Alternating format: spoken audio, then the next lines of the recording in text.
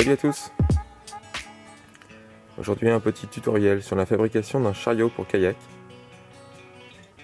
Là le produit est installé sur mon kayak et maintenant je vais vous expliquer comment j'ai fait. A tout de suite. Pour la construction de ce chariot vous avez besoin de chevrons, d'un peu de tube en cuivre, une tige filetée, ici du 14 mm,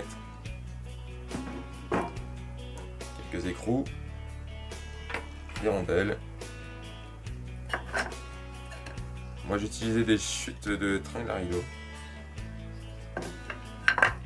Et la seule chose achetée vraiment pour l'occasion, ce sont ces roues.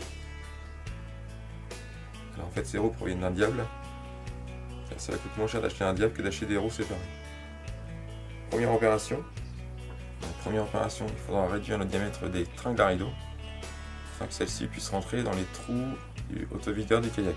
Donc pour cela, j'utilise cet appareil qui permet de rogner le bois très facilement. Au final, on obtient quelque chose d'évidé comme ceci qui rentre dans les trous du kayak. Une fois que c'est fait, on prend un chevron de ce type et on va percer grâce à ce genre d'outil un trou qui va permettre d'insérer le manchon. Une fois que c'est fait, ça donne ceci. L'adaptation du chevron au kayak se fera par ponçage en utilisant le même outil que tout à l'heure afin de pouvoir épouser les formes intérieures du kayak, notamment ici au niveau de l'évacuation inférieure. C'est un travail un petit peu long mais qui se fait facilement. Une fois qu'on a obtenu la forme désirée, on peut utiliser une ponceuse qui permet d'améliorer l'aspect.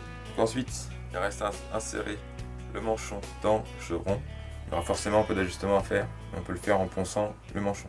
Donc on obtient un ensemble comme ceci, la partie qui va s'insérer dans le kayak, la partie qui va reposer sur le kayak, qui va éviter d'avoir des efforts un peu trop importants, et ensuite il faudra percer un trou pour insérer la tige filetée. Concernant les roues du diable, j'ai utilisé ce que j'avais en stock, à savoir une tige filetée en 14 mm, sur laquelle j'insère un petit morceau de tube en cuivre qui va permettre de rentrer à l'intérieur de l'axe. Ce petit tube en cuivre est d'une longueur très légèrement supérieure à la longueur de l'axe, et que le roulement se fasse bien. Cela peut donner ceci, la tige filetée, le tube de cuivre qui a été vissé dedans, rondelles et boulons. Ensuite on insère le tout dans les roues du diable pour remonter le système. Donc l'assemblage se fait facilement. On prend la tige filetée, puis on insère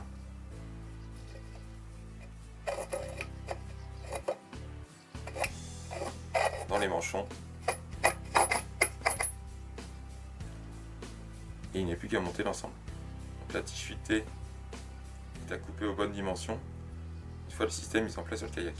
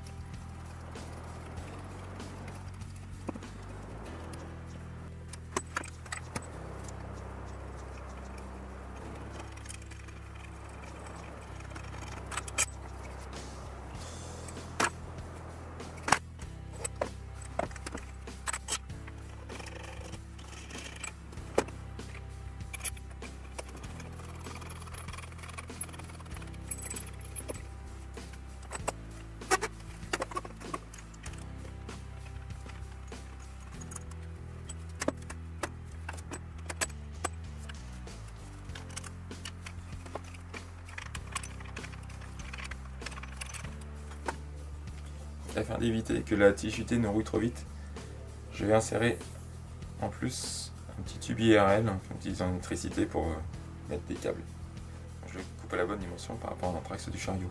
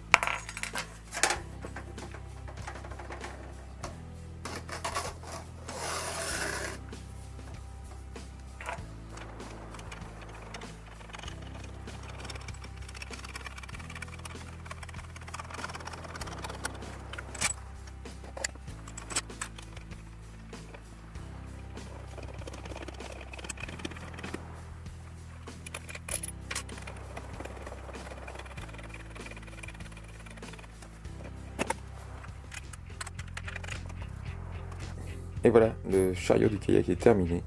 Il restera éventuellement à le lasurer pour éviter que le bois ne s'abîme. En l'état actuel, il est utilisable.